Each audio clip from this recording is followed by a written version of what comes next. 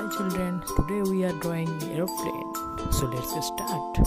So aeroplane's underlayer color is a light purple.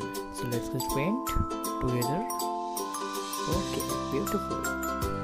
So now aeroplane's wing color is a light velvet. So let's get paint. Okay, now one is ready. Now second is a paint. And now the besides the fifth hand is funny color. Now the aeroplane head color is the brown color diff.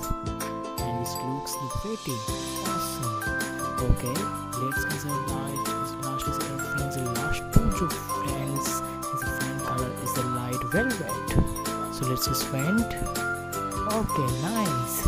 Now it comes the elephant head color. So mouth color is a black. Okay. Then is the elephant is a Windows color, and Windows body color is a paint is yellow, deep yellow.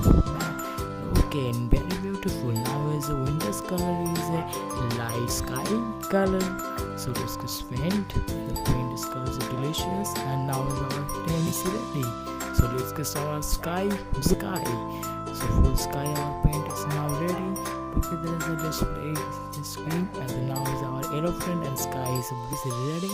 So children, let's go enjoy. Thank you.